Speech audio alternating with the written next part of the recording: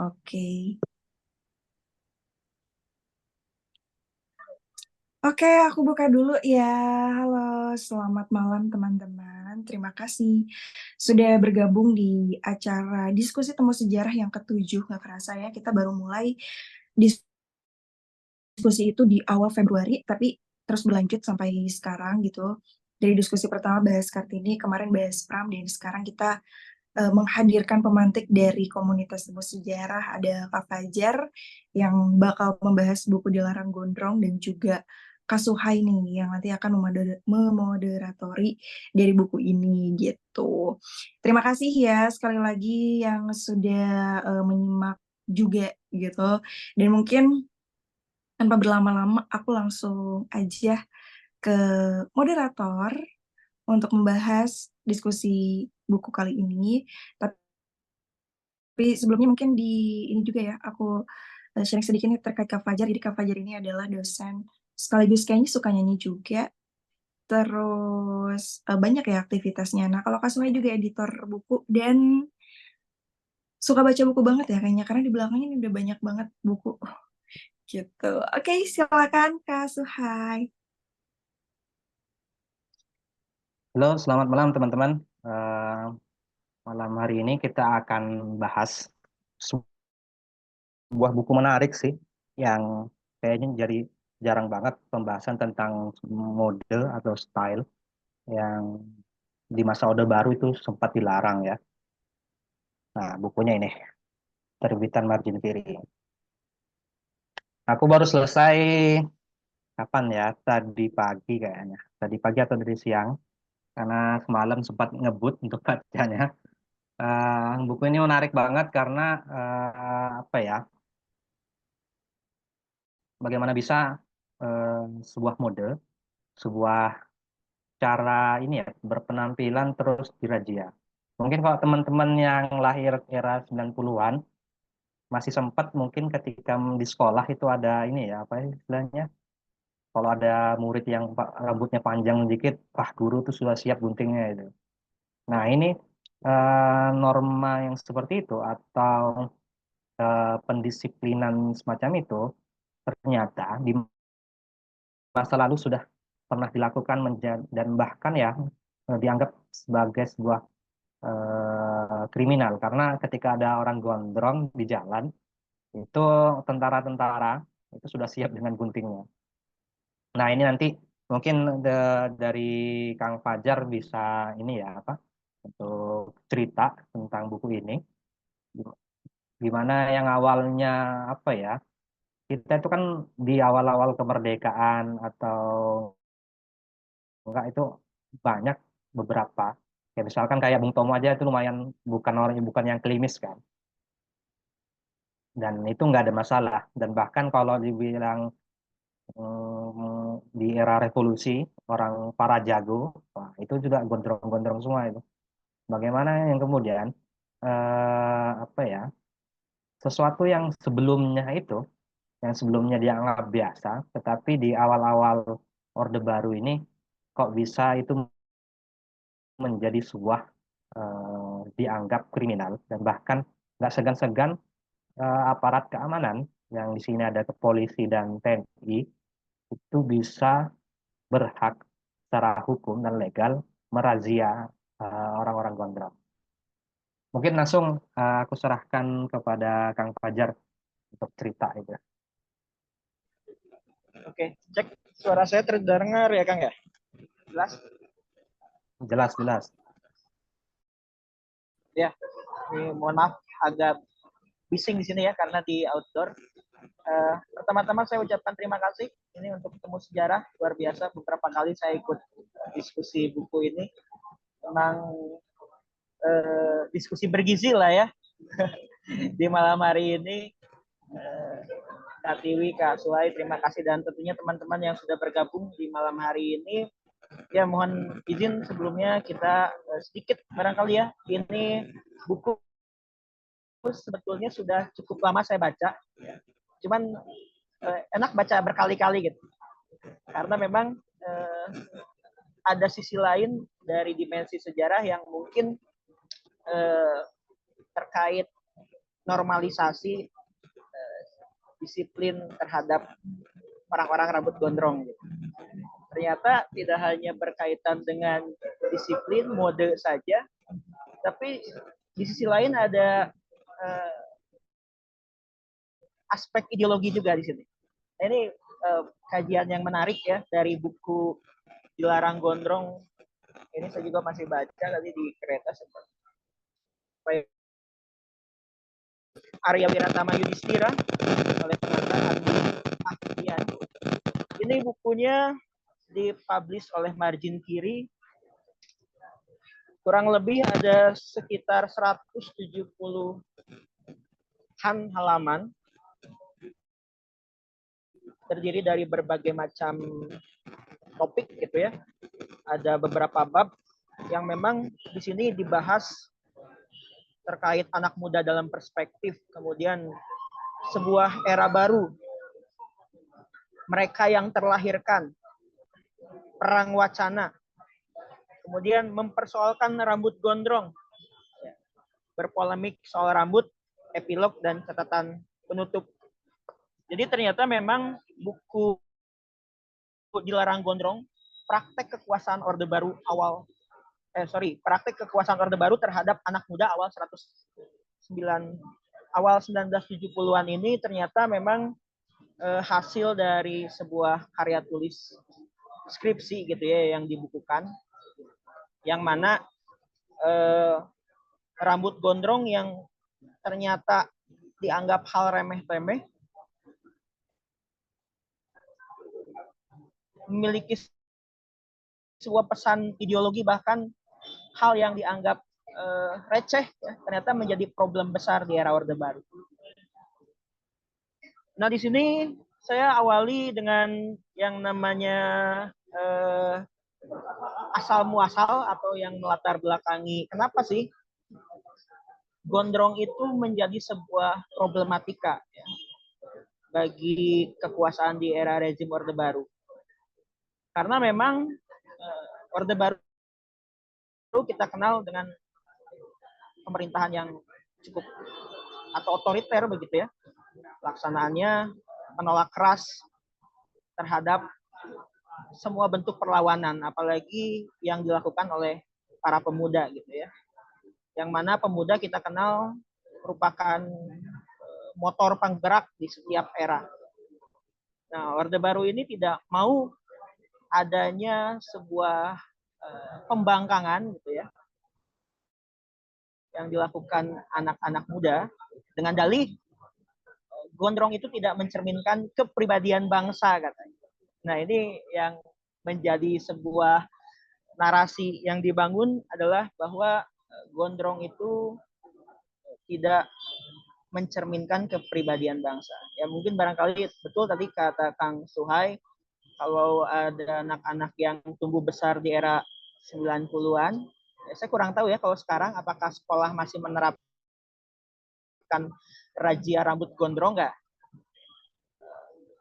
Nah, saya pun sama ya, bahkan mungkin waktu mahasiswa termasuk mahasiswa yang punya rambut gondrong gitu ya, cukup berbeda dengan teman-teman yang lainnya karena secara secara background pendidikan di kita kan tidak bisa lepas dari kultur gitu ya, kultur di mana Einstein saja yang notabene ilmuwan pintar gitu ya, tidak ada korelasi antara rambut gondrong dengan kepintaran gitu. Tapi pada masa era Orde Baru distigmakan bahwa pria terutama yang berambut gondrong itu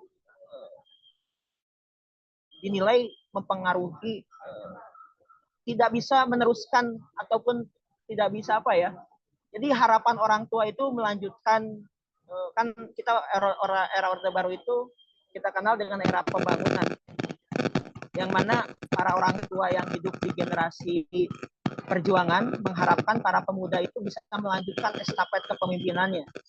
Jadi menurut orang tua pada masa itu, generasi 45, melihat anak muda yang hidup di tahun 70-an, generasi yang gondrong itu memang sangat dekat dengan kriminal, kemudian penculikan, pemerkosaan, dan lain sebagainya. Makanya narasi yang dibangun pada era Orde Baru dalam media-media cetak, baik elektronik itu, orang rambut gondrong pasti memiliki stigma buruk. Dan Kak Fajar, sorry, Ya. suaranya ini agak apa ya? Agak mungkin boleh ganti ya.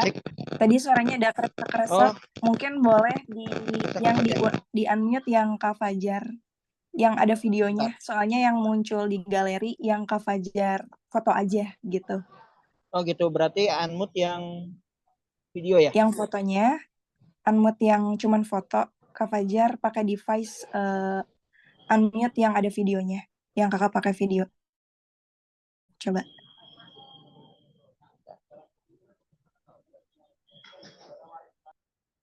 Nah, coba yang satu lagi coba di unmute.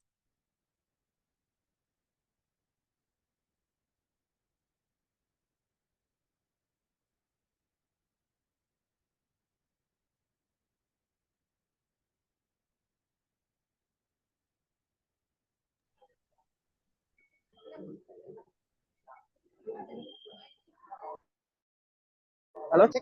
Iya. Oke, coba Kak, boleh. Aman terdengar? Oh, kalau yang ini ya, suaranya double ya. Mungkin yang satu feedback. Jadi yang satu juga dimatiin Kak suaranya.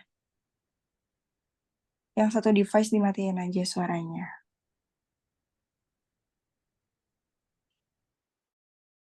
Oke, cek aman. Kita coba. Oh, Halo, cek aman. udah Kak, aman Kak. Oke, mohon maaf ya, ini kendala teknis. Oke, saya tadi barangkali karena ada gangguan teknis, saya sedikit ulang. Yang mana dalam buku Dilarang Gondrong ini menjelaskan praktek kekuasaan itu, yang praktek kekuasaan yang otoriter itu sangat menghambat, ataupun di era Orde Baru pemerintah sangat paranoid terhadap orang-orang yang rambutnya gondrong, terutama pemuda, yang distigmakan bahwa mereka itu identik dengan kriminal, kekerasan gitu ya, penculik dan lain sebagainya. Jadi bahkan kalau kita nonton film tahun 70-an atau 80-an, pasti peran penjahat itu ya identik dengan orang-orang rambut gondrong. Nah, ini yang menjadi persoalan. Ternyata di samping ya, terlepas dari gondrong itu baik atau tidak, kan itu sangat subjektif ya. Dan tidak ada riset penelitian di sini dibahas, tidak ada korelasinya antara rambut gondrong dengan yang namanya tindakan kriminal. Namun tidak bisa dipungkiri, dalam buku ini pun dibahas bahwa pada konteks ataupun pada zaman itu sedang muncul era flower generation. Kalau barangkali teman-teman menikmati lagu-lagunya The Beatles atau Pink Floyd gitu ya, band-band yang besar di tahun itu, mereka mengkampanyekan sebuah gerakan anti kekerasan. Kita kenal bahwa pasca Perang Dunia Kedua kan terjadi Perang Dingin, dan banyak juga ya hegemoni antara blok barat dan blok timur itu. Nah, ini juga sangat berpengaruh karena tokoh-tokoh dari misalkan golongan-golongan kiri itu identik dengan rambut gondrong, kemudian penggunaan psikotropika gitu. Sehingga Orde Baru itu melihat rambut gondrong ini berbahaya, merupakan ancaman, apalagi Orde Baru itu ingin pemerintahannya ya lebih stabil gitu ya, tidak berisik dan lain sebagainya. Sedangkan yang namanya pemuda, kita tahu dengan gejolak dan semangat yang membara, tentunya menolak keras gitu ya, apa yang dinarasikan ataupun yang dilakukan, kebijakan-kebijakannya pun yang cukup kontroversial adalah razia rambut gondrong yang melibatkan aparat ABRI ya. Jadi ABRI sampai turun tangan mengatasi rambut gondrong ini yang menjadi sedikit uh, menggelitik gitu ya. Ketika saya membaca buku ini, wah ini ternyata impact-nya sampai terasa. Bahkan di era 90, tahun 2000-an, saya masih sekolah gitu, tahun 2000-an pun razia rambut gondrong, bahkan ya razianya itu ketika anak dicukurnya kan hasilnya itu yang membuat dia jadi malu gitu ya. Petak. Jadi malu, bahkan ya sering terjadi gitu biasanya wakasek kesiswaan yang merazia laki-laki rambut gondrong. Dan tidak lepas juga perempuan ya. Jadi perempuan juga di era itu diwajibkan untuk rambutnya diikat gitu, tidak boleh terurai gitu aja. Jadi ini model-modelnya seperti Korea Utara gitu ya. Kalau kita lihat sekarang barangkali kalau Korea Utara kan ya bahkan model rambut pun sangat diatur ketat oleh pemerintah. Nah, kurang lebih barangkali ya cerminan-cerminan ataupun dari pembahasan buku ini kita bisa melihat bahwa praktek kekuasaan Orde Baru sangat paranoid terhadap rambut gondrong dan bahkan mungkin sisa bekas-bekasnya pun sampai sekarang masih terasa begitu, Kang Suhairi. Ya, itu Kang. Tapi ini juga ya Kang, apa? Orde Baru ini kan sangat ini ya uh, secara ekonomi sangat blok barat, sangat ini banget lah ke barat itu. Tapi di sisi lain eh, dia kayak apa? Menolak ya kebudayaan-kebudayaan dari barat. Itu banyak. Ya, jadi ini paradoks juga, Kang.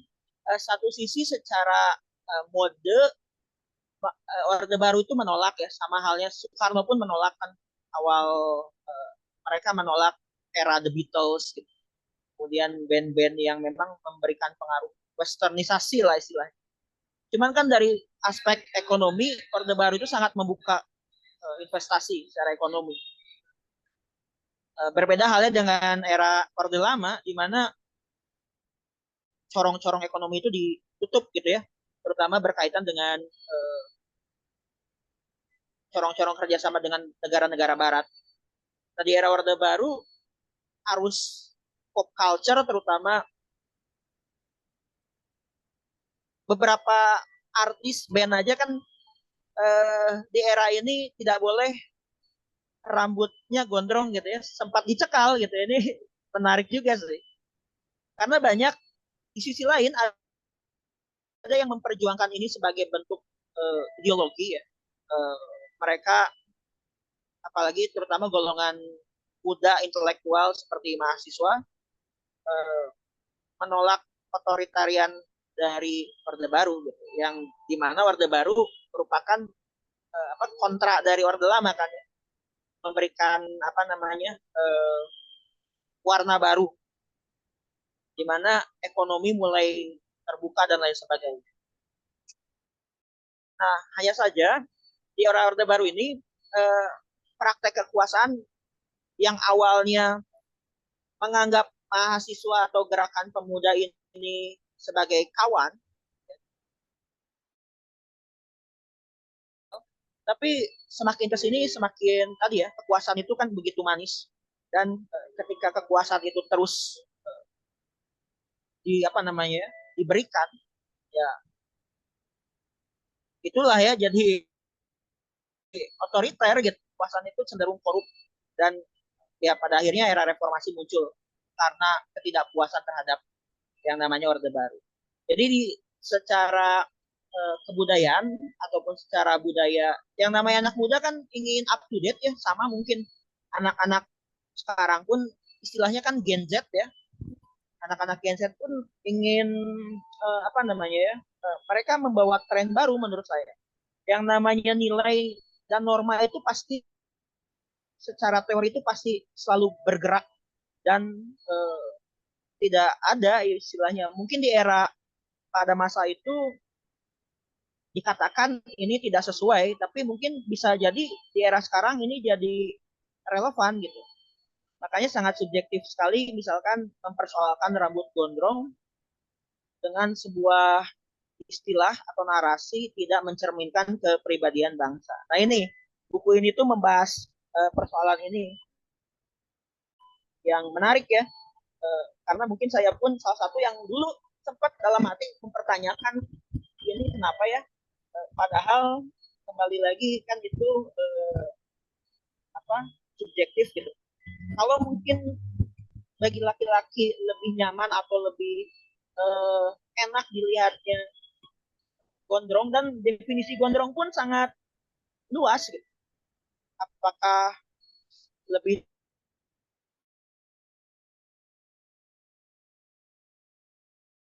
lain spek, kenapa rambut gondrong menjadi hal yang menarik. Tapi juga dengan catatan ada juga yang hanya kulitnya aja gitu ya.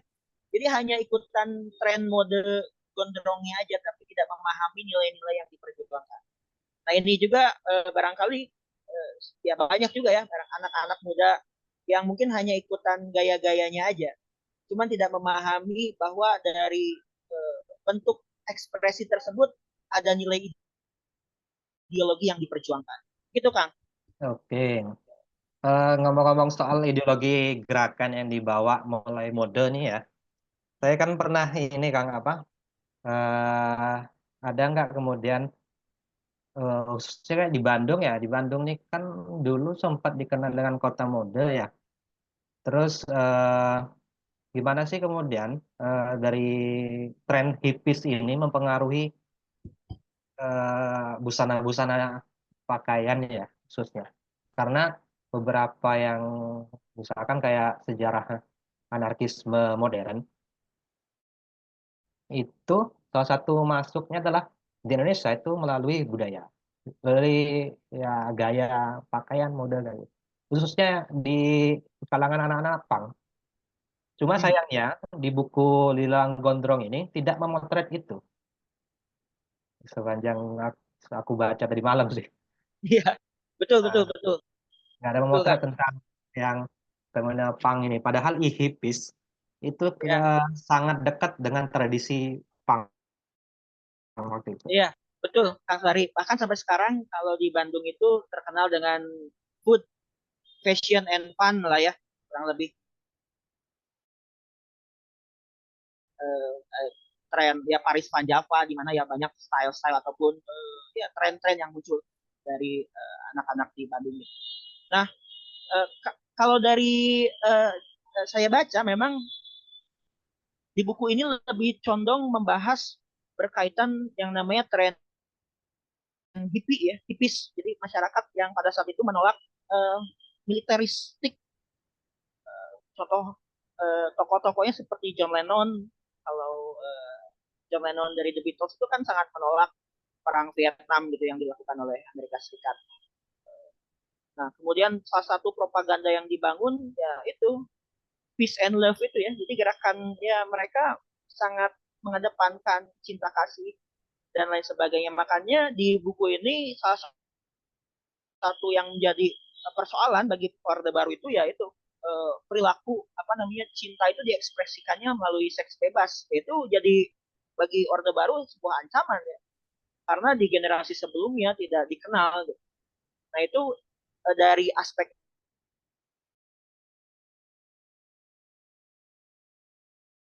pang nggak gondrong ya Kang ya.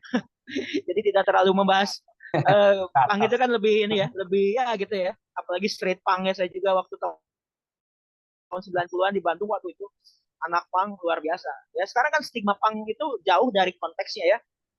Kalau dulu perjuangan ideologi melawan feodalisme gitu ya, gerakan pang.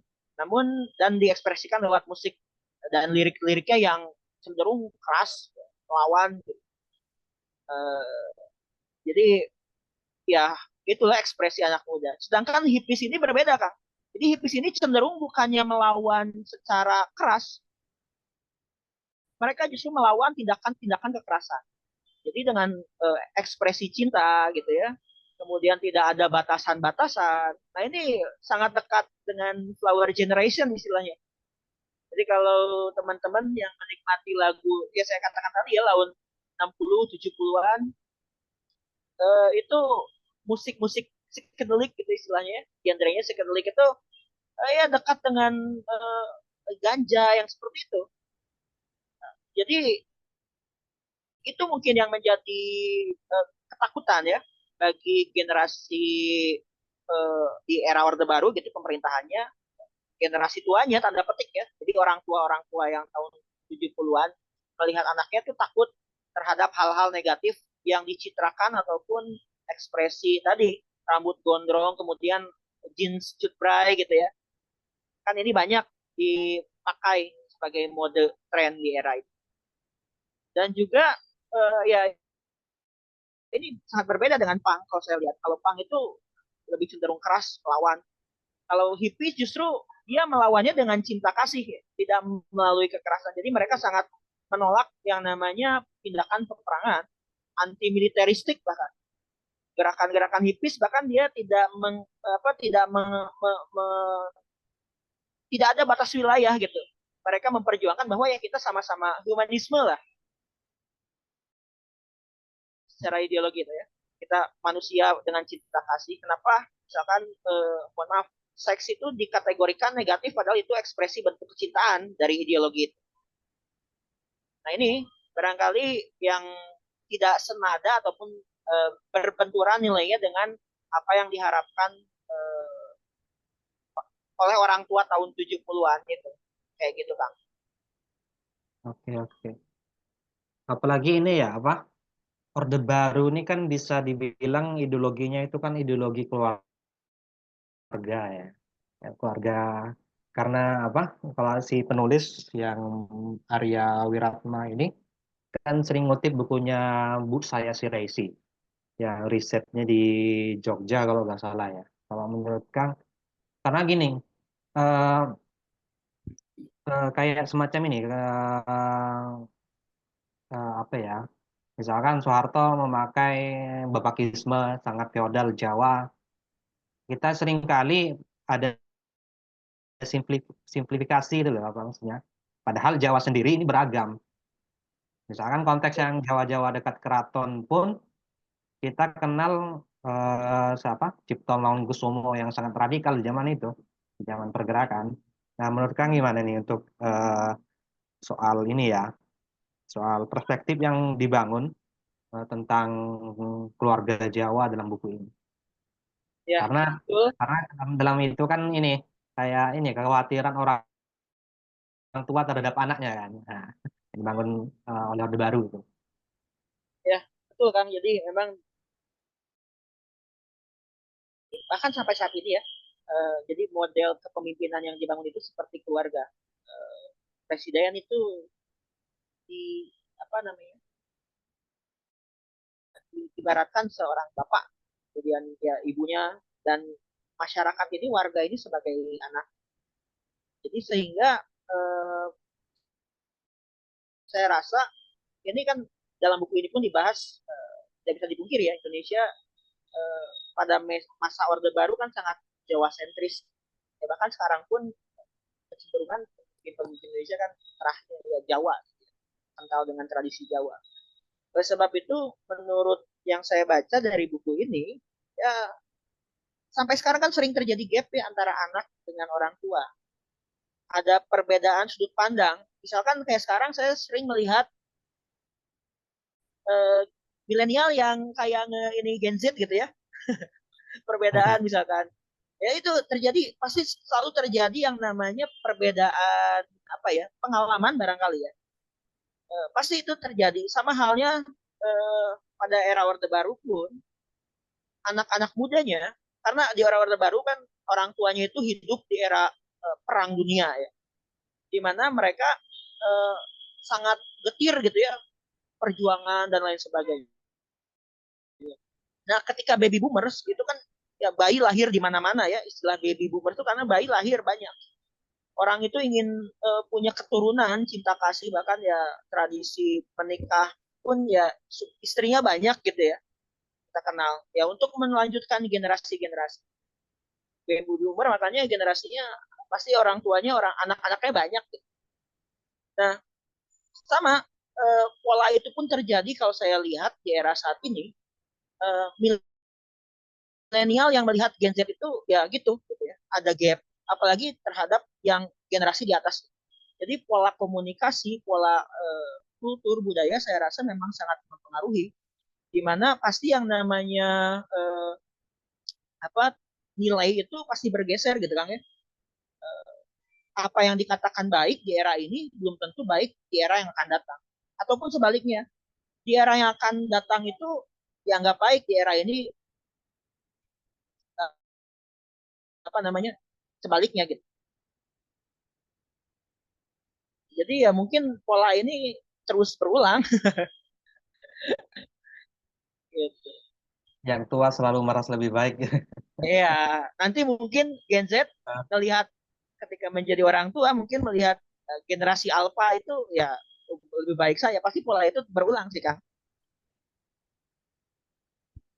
Itu jadi memang tidak bisa di apa namanya di generalisir ya, bahwa setiap masa memang nilai ataupun perjuangannya berbeda. Ya mungkin sederhananya gini, saya sering menganalogikan kalau di era saya main game itu kan ya buang-buang waktu gitu ya. Tapi ternyata sekarang game itu berubah gitu. Game itu jadi ada yang pro player, bahkan industri game cukup maju. Nah ini kan terjadi perubahan yang disruptif lah. Nah mungkin sama ya di buku ini pun, di buku Dilarang Gondrong, eh, jadi orang tua itu sering menggunakan standar dan anak pun sama ya punya standarnya. Nah ini kadang tidak ada komunikasi yang pas gitu. Akhirnya terjadi gap gitu. Tapi kan sekarang mulai ada istilah parenting ya Kang ya. Ini jadi sedikit ngebahas pola-pola seperti ini ya, karena ini pasti terus terulang. Sekarang kan ibaratnya anak dengan orang tua itu kerjasama ya.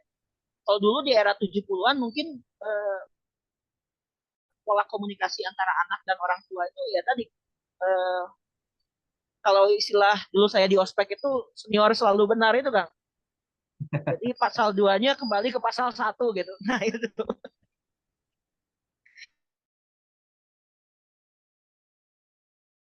Jadi melihat bagaimana perkembangan dunia ideologi nampaknya ya semakin makin heterogen, tidak bisa kita cap hitam dan putih aja gitu. Semua spektrumnya sangat luas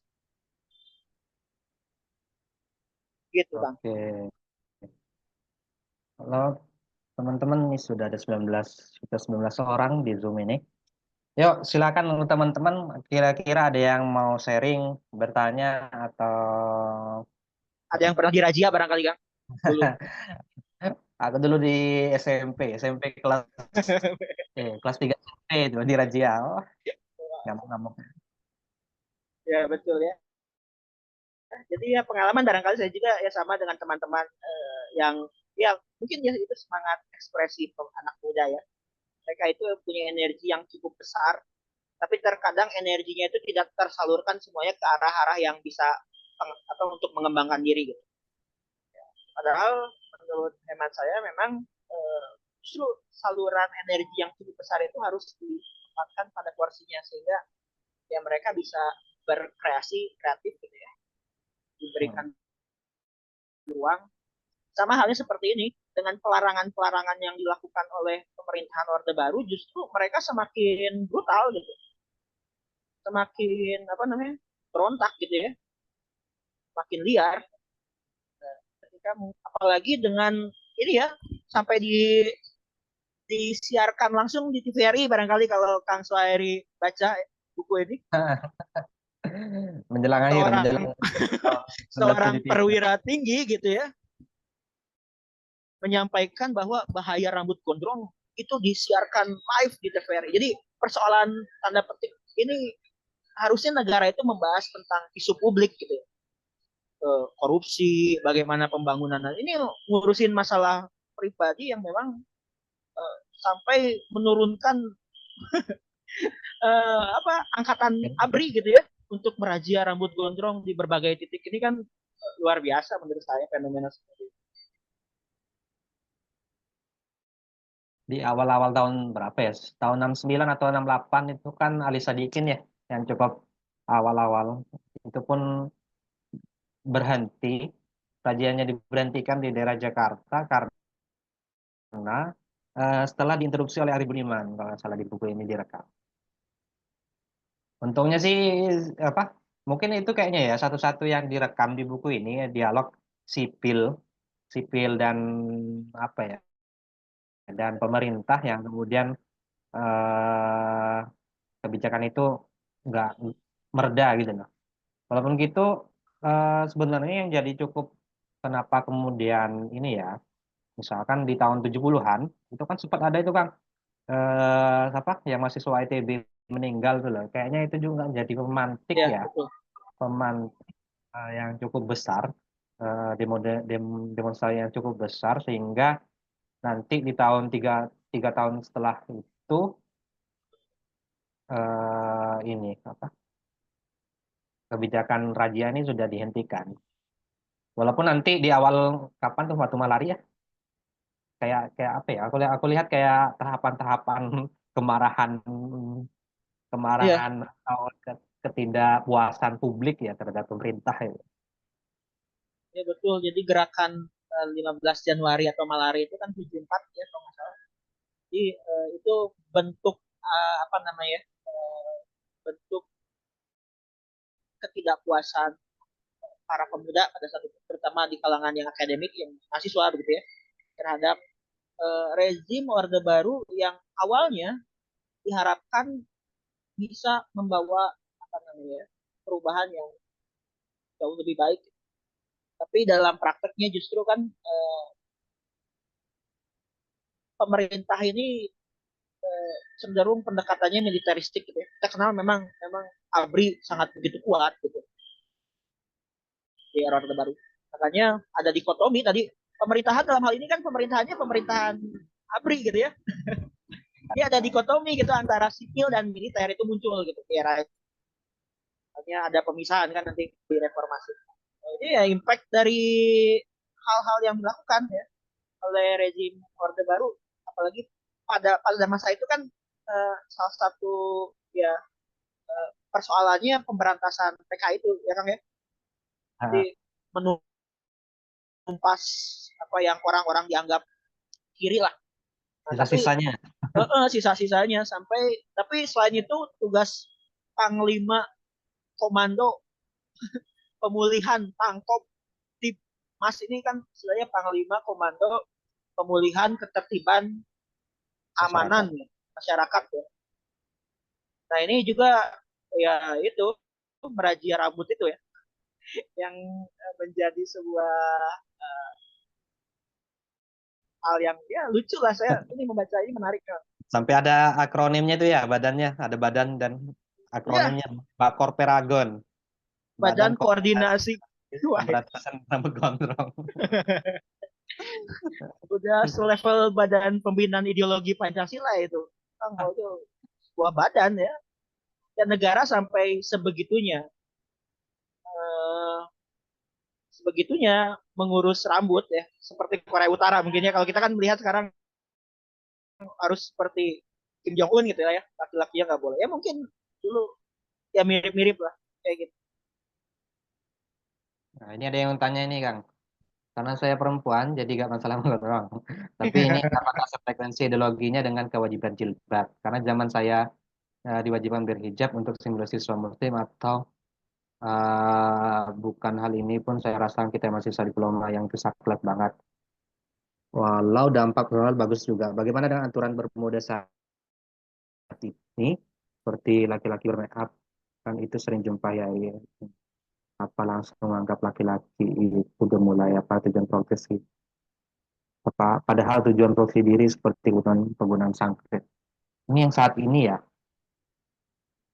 Nah, Ya, kalau untuk jilbab ini sempat yang saya bahas tahun 80-an awal kayaknya. ini Kalau dulu Pak zaman Pak Orde Baru kayaknya bukan kewajiban jilbab, malah pelarangan jilbab. Setahuku itu. Betul, Nah, tahun 80-an. sampai-sampai nanti Cak Nun itu kan buat puisi Lautan Jilbab yang kemudian itu dipentaskan, beberapa tahun kemudian dipentaskan menjadi sebuah teater. Karena bersamaan dengan ini, apa itu? Revolusi Iran. Iya, betul. Betul, jadi ini pertanyaan dari Kak Repa ya. Nah, Karena memang apalagi betul tadi di era Orde Baru kan kalau kita ketahui Pak Harto itu mulai kan awalnya beliau itu ya kejawen ya. Ya maksudnya sangat tidak dekat dengan nilai-nilai keislaman barangkali. Sangat kental hmm. dengan tradisi kejawaannya. Cuman di era 90-an mulai berislam gitu ya. Kalau kita lihat Pak Harto itu. Jadi Dengan naik mulai haji. sudah dengan naik haji, kemudian dia sudah mulai tidak terlalu represif lah terhadap eh, apa jilbab. Itu kan tahun 80 70-an udah kita jarang melihat orang foto pakai jilbab ya. Coba aja cari gitu. Kalau punya agenda foto album tahun 70 itu sangat jarang sekali. Banyaknya justru pakai apa? Yang disanggul gitu ya. Sanggul-sanggul Ya gitu. lebih lebih yang disanggul kayak apa? Kayak topi-topi itu lah. Kalau Ya yang sudah betul. topi tapi ya telinganya masih kelihatan. Kalau di zaman itu Ya, sih. betul. Di zaman itu kalau kita lihat memang era mode berpakaian pun mungkin ini pengaruh juga kan berkaitan dengan nilai budaya ideologi ya yang ingin barangkali mempengaruhi kan era reformasi justru membuat semuanya semakin terbuka gitu orang mau berjilbab pun silakan bahkan sekarang kan kalau dulu kan di Polri itu nggak boleh pakai jilbab sekarang udah boleh gitu silakan silakan aja itu bagian dari hak yang barangkali ya melekat ya sama tidak berbenturan dengan perusahaan publik. Nah, kalau skincare juga ini menjadi ya mungkin dulu kan distigmakan maskulinitas itu ya Kang ya. Ya, Laki-laki Mas. semakin garang, semakin gak peduli itu semakin gagah. Tapi sekarang dengan era berubah gitu. Bahkan misalkan Kang Emil aja udah jadi brand ambassador skincare gitu lah ya. Jadi laki-laki mulai ya harus ini harus eye catching lah katanya. Jangan terlalu ya ini kan saya katakan tadi pasti pola itu bergeser dan berubah. Jadi ada stereotip kadang Kang. Nah itu yang salah itu stereotipnya. Kang ini distigmakan apa gitu ya. Ini distigmakan apa. Padahal mungkin kalau kita cross check belum tentu juga. Tapi mungkin juga ada gitu ya. Mungkin ada juga orang yang rambut gondrong kriminal ada. Tapi ada juga orang yang rambut gondrong dia justru pemikir ya, filosof gitu. Instant, instant. Einstein ya, ilmuwan bahkan. Jadi memang tidak bisa digeneralisir gitu. Ini yang klimis siapa itu kan? Ini suaminya Sandra Dewi. Aduh, up to date ya Kang.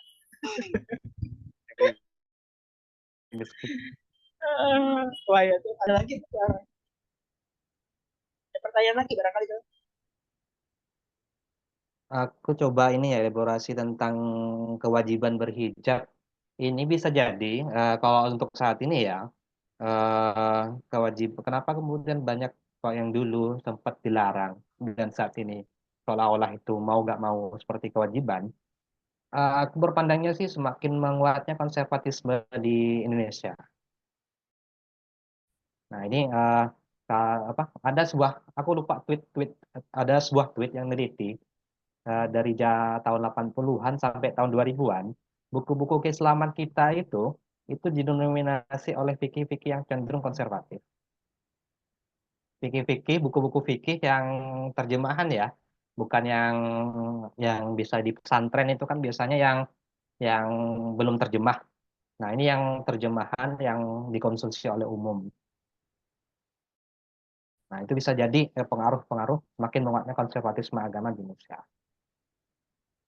Terus ini pelarangan jilbab. Nah, ini jilbab ini sebenarnya pelarangan jilbab ini punya pengaruh besar ketakutan Orde Baru dengan Islam.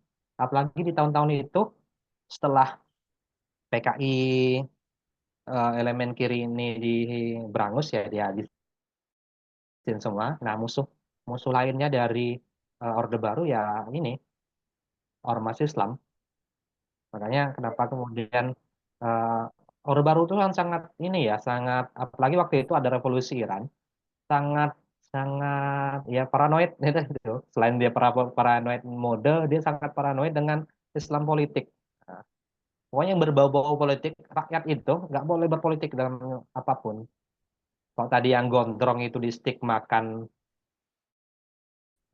sebagai pemberontak ya, atau sisa-sisa orang kiri. Nah, yang orang-orang berjilbab ini kayak distigmakan orang-orang yang ikut Masyumi, punya keyakinan Islam yang waktu itu cukup ini ya, cukup keras. Apalagi di tahun 80-an itu ada beberapa peristiwa kayak misalkan apa itu kayak bom Borobudur Hmm. itu ramai banget waktu itu. Nah, ini makanya awal-awal ketika 80-an nih sangat sangat gencar banget ya Orde Baru itu sangat ini apa? mengencet mengencet orang Islam sampai kayak peristiwa Priok juga punya kaitan dengan itu. Jadi ini Kang, Orde Baru itu sangat insecure terhadap kekuasaan. Kita misalkan ada gerakan ekspresi tertentu, ya kita ya misalkan contoh gini, mungkin sekarang yang menjadi insecure itu kan ada orang berjenggot lah tanda petik ya, Nah, tiba-tiba distigmakan. Nah mungkin pola-pola seperti itu, ya itu saya katakan tadi secure gitu ya, karena takutan terhadap kekuasaan, apalagi apalagi kalau misalkan secara kuantitatif, secara masanya banyak gitu, mungkin makin takut gitu ya ada gerakan-gerakan. Jadi semua yang dirasa mulai mengganggu ya mungkin dihajar gitu lah kan, nah, sederhananya gitu. pokoknya dianggap dianggap ini ya. Mereka sayangnya sih bukan yang benar-benar mengganggu gitu loh. Dan kalau benar-benar mengganggu oke lah ya. Tapi kayak dianggap cuma dianggap ketakutan mereka terus dihabisin. Apalagi waktu itu ya ini ya rambut gon. Sayangnya kok si buku ini lagi-lagi kritikku soal Petrus gak diceritain. Karena Petrus ini kan cukup ini ya, cukup ya ciri-cirinya rambut gondrong, ngekumal Atau gitu, bertato. Nah, itu sih kalau kalau menurutku yang jadi kritik di buku ini. Sayangnya itu. ada sedikit Kang di sini membahas Petrus tapi nggak banyak. Saya tadi Oh, ada sedikit. Jadi memang kan itu Petrus tahun 80-an ya. ah, Ya itu memang akumulasi lah dari awalnya tahun 70-an, 60 akhir itu kan sedang mulai memberantas PKI-PKI. 70-an awal itu ya stigmatisasi terhadap orang-orang rambut gondrong. Terus ada sedikit tadi membahas Petrus sudah mulai tadi ya, bertato. Walaupun mungkin belum tentu kriminal juga ya. Jadi tanpa proses hukum tanda petik mereka itu meresahkan langsung dor di tempat dan hilang, disimpan gitu aja gitu.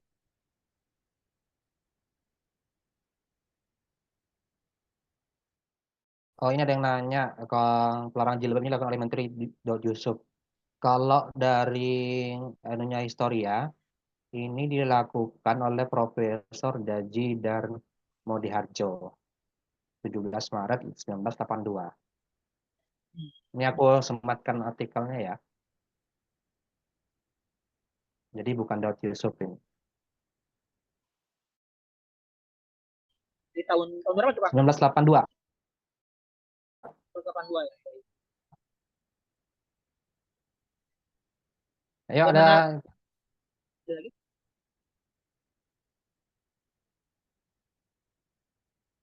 stigma negatif gondrong sampai sekarang melalui teman saya yang meledek gondrong doang nggak tahu.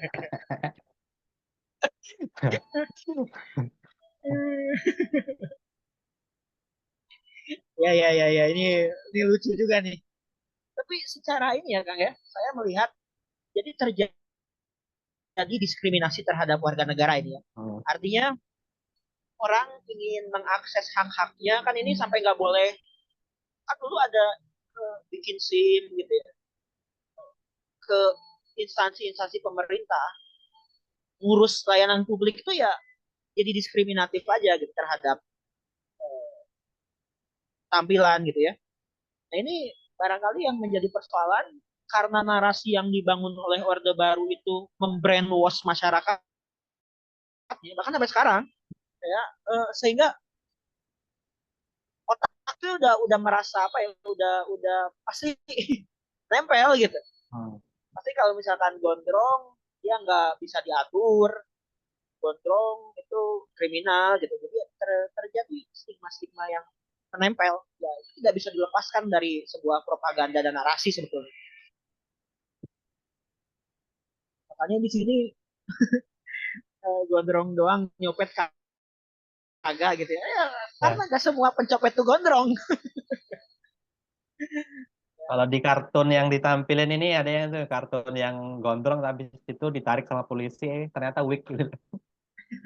Iya, ini salah satu ini bagus ini kartun di media ya di mana saya lihat ya di buku ini kan ada anekdot gitu.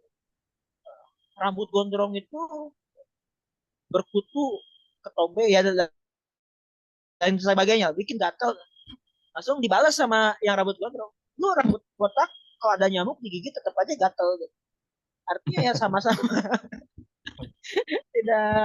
tidak bisa digeneralisir.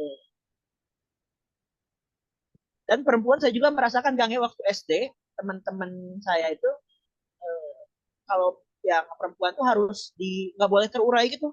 Betul, guru itu eh, dimarahin anak perempuan yang rambutnya terurai harus diikat apa diikat lah gitu.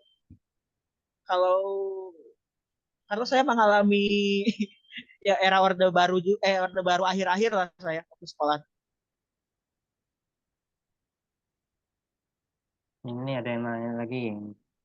Nah, kalau pas zaman saya sekolah, di perempuan yang dia semir rambut, apa di zaman dulu sudah ada yang dicat atau semir lainnya rambut gondrong. Oh iya ya di chat ya. Nah ini juga kan sebetulnya westernisasi ya Kang ya. Nah, Pengen kayak orang bule yang rambutnya ya nggak hitam lah gitu. Ya biasa anak muda kan mencoba hal-hal baru dan ya menurut dia ya, oke lah gitu eye catching lah. Ya ini razia bahkan kan di era ini pun razia terhadap eh, celana cutbray Kang ya. Jadi kalau dibaca jadi kalau cutbray celana itu tuh yang kecil di tengah tuh, Kak. yang kayak kecil terus ke bawahnya tuh apa Oh, besar gitu. ah, yang apa, lututnya kecil terus ya di betis itu lebar gitu ya. Ya, nah itu kalau nonton film tahun 70-an pasti banyak anak-anak muda yang Aku kayak nyebutnya itu ini apa celana Roma Irama. nah itu Rhoma Irama kan pemuda pada masanya itu ya. Ah, celana Roma Irama. Ya itu sana betul. Rhoma Irama kan Rhoma Irama itu ya mengikuti band-band kayak Black Sabbath gitu kan ya kalau kalau band-band luar stylenya memang kayak gitu.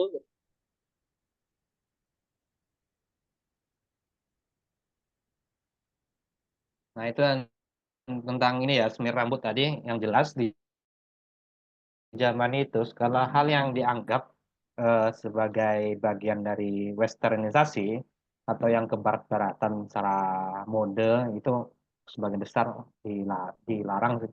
Walaupun soal semir ini kok di dalam buku ini nggak dijelasin ya. Cuman yang jelas kontrol keluarga di zaman itu ya cukup protektif sih. aku rasa juga ini.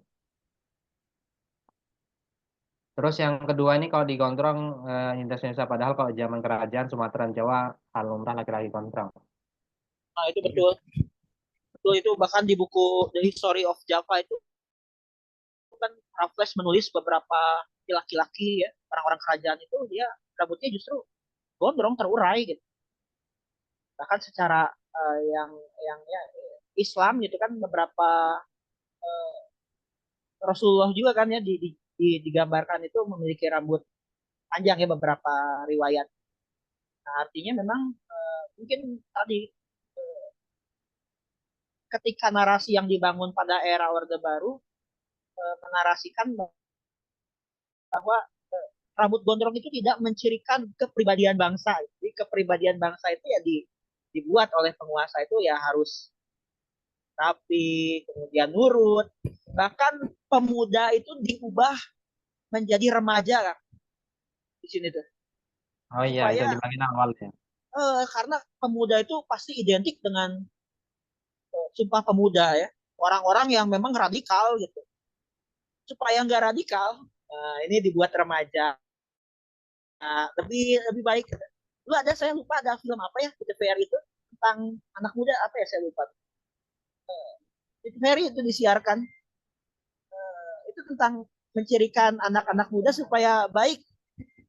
Oh. Saya lupa Tapi apa kan nama programnya ya.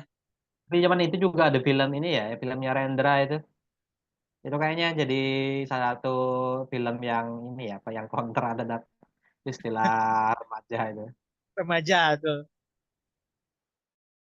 Apa judulnya? Yang muda yang bercinta. Ah, itu Ah, dia. ya ya ya ya. Tahu ya.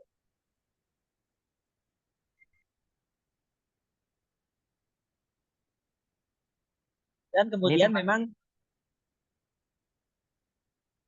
ya kan? lanjut lanjut lanjut. Ya dan kemudian memang kalau saya melihat sebuah ya dari buku ini kan eh, yang melakukan itu yang justru yang gondrong-gondrong yang mengikuti tren itu anak-anak dari yang punya privilege gitu Kang lah. Tanda petik kalau Hmm. sekarang Mario Dandi gitu ya yang punya akses terhadap ya orang-orang yang gaul gitu bisa mengakses dunia barat karena bagi yang tidak punya privilege ya biasa-biasa aja gitu. Nah ini yang yang yang menjadi ketakutan itu anak-anak dari tanda petik anak-anak privilege yang golongan menengah atas yang memang dia bisa mengakses tren pada masa itu. Ditakutkan mengikuti pola negatif dari gerakan hippies tadi yang muncul di Amerika Serikat itu ya. Bahkan di Eropa Hmm. cukup besar gerakan hippies itu mereka membuat seperti ikatan tanpa ada simbol kenegaraan. Jadi mereka lintas ini aja, lintas negara gitu. Mereka tidak mengenal karena kita cinta kasih lah gitu ya. Itu yang disemangatkan. Tidak ada batas negara, justru gara-gara negara kita berperang katanya. Gara-gara ada negara kita saling berebut kekuasaan. Tapi kalau kita saling berbagi dan cinta kasih, nah itu nilai ideologi yang diperjuangkan dari kaum hippies.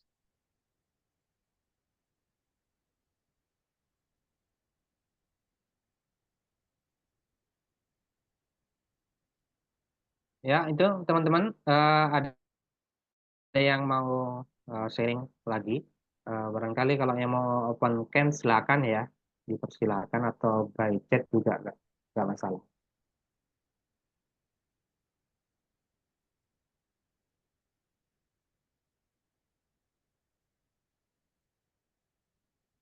Meskipun siswa perempuan jilbab yang tadi gue itu sudah mengasih saya kan jilbab juga ramai kan.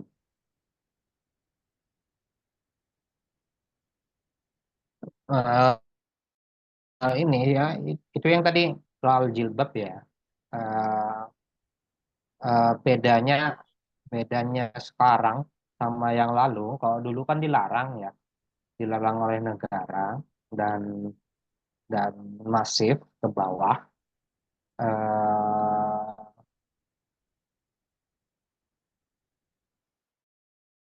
dilarang oleh negara dan masif ke bawah sehingga nanti siswa-siswa di sekolah itu dilarang berjilbab. Karena tadi ketakutan yang seperti yang disampaikan Kang Fajar tadi, ketakutan Orde Baru dengan simbol-simbol politik. Waktu itu jilbab dianggap sebagai simbol politik dari Islam.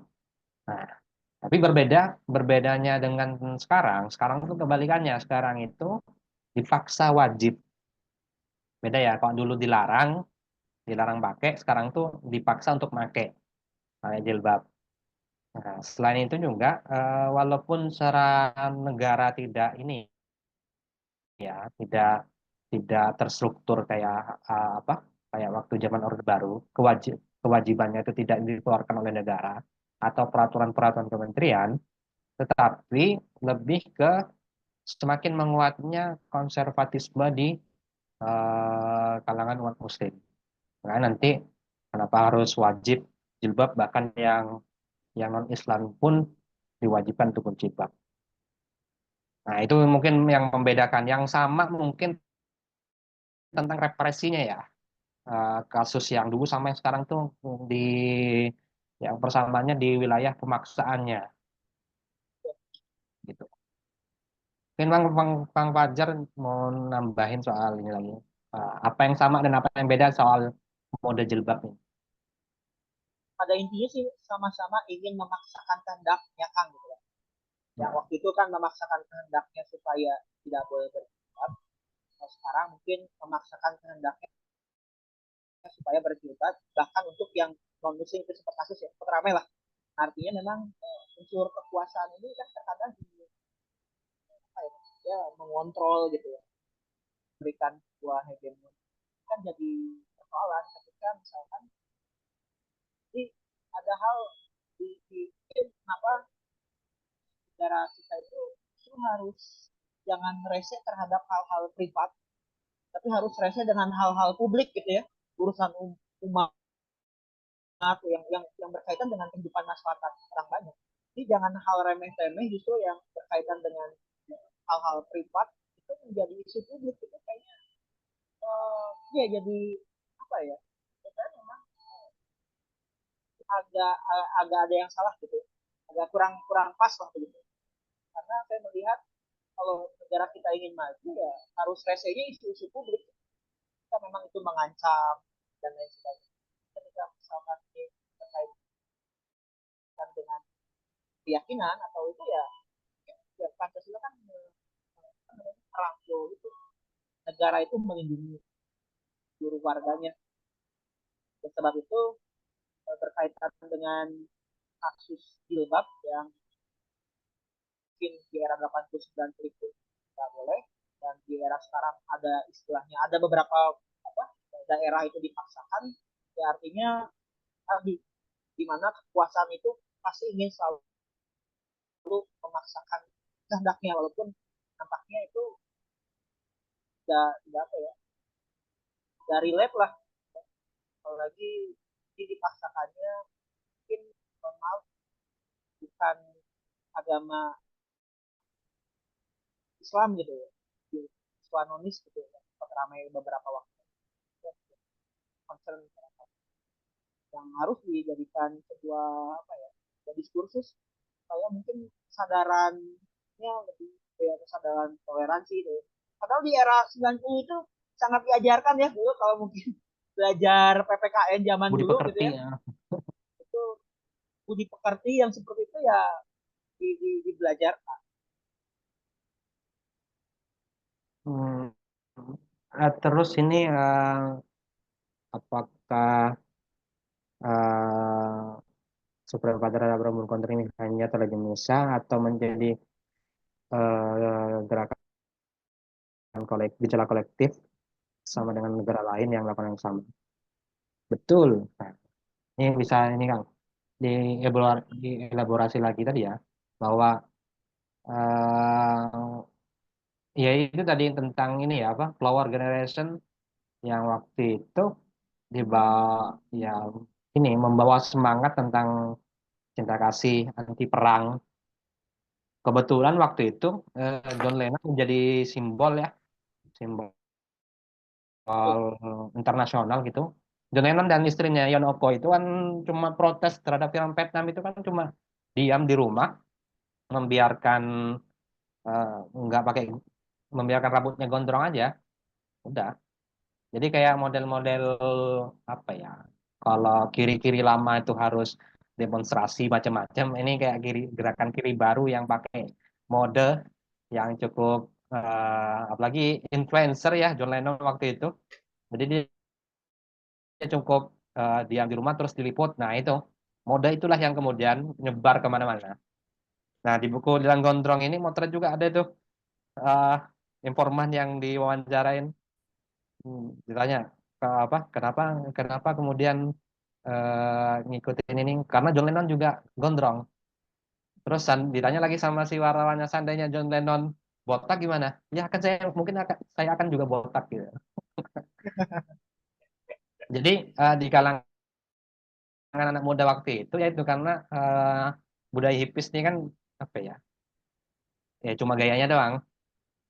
Ya, Nah,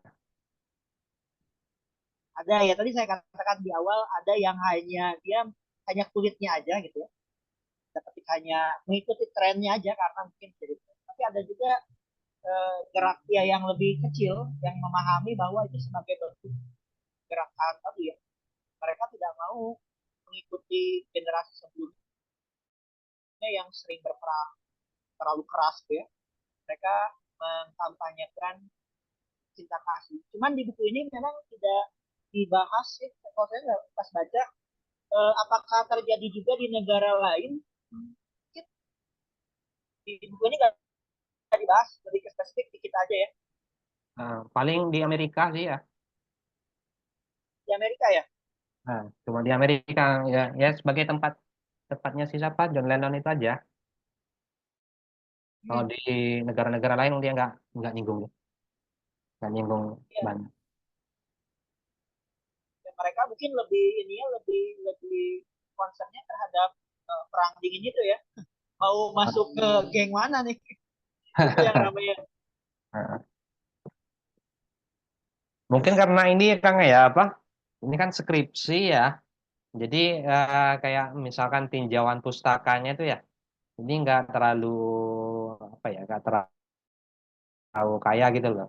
Misalkan eh, di ini tidak membandingkan negara-negara yang waktu itu menjadi bloknya Amerika Serikat kayak Jepang, terus Korea Selatan. Nah, di zaman-zaman itu kan juga, misalkan kayak Korea kan juga ini ya, diperintah oleh rezim diktator juga kan. Ini mungkin yang kurang dibahas di buku ini. Ya mungkin karena skripsi, jadi nggak terlalu ini, nggak terlalu banyak nyinggung negara-negara mana sih yang kemudian apa itu ber yang Melakukan kebijakan serupa lah ya. eh, melakukan kebijakan serupa dan punya gejala menggondrongkan rambut gitu loh. Ya di buku ini mungkin ya arahan mungkin ya ini nggak tahu mungkin arahan pembimbingnya harus itu ya harus spesifik itu loh. Harus Iya. wah ini harus jangan terlalu melebar topiknya. Jadi yang dibahas terkait ya bahkan kan rata-rata saya lihat di dokumentasinya dari media banyak kan Media media-media diambil sumber-sumber referensinya bahwa apa ya headline berita itu pasti ada orang gondrong, ada petik pemerkosa, orang gondrong, pembunuhan. Nah itu yang membuat dibangun narasi takutan framing, terhadap framing. ya framing terhadap orang gondrong itu dan sampai sekarang ya masih ada terasa juga sih. Pasti terasanya kalau bertemu dengan generasi yang besar di zaman itu kan. Kalau bertemu Ya. nah, tapi kalau misalkan ketemu generasi yang berbeda punya perspektif lain.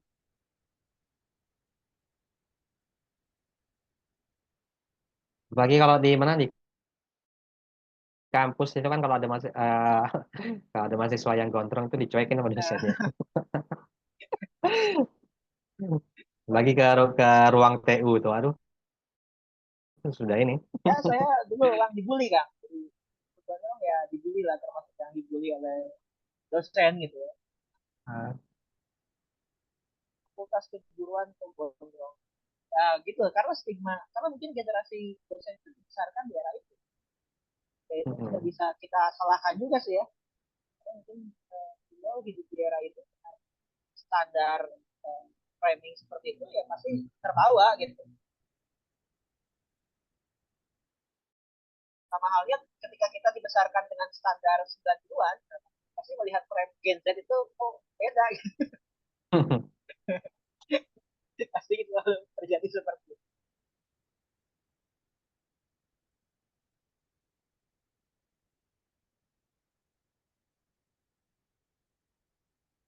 Ayo teman-teman, ada yang mau ini?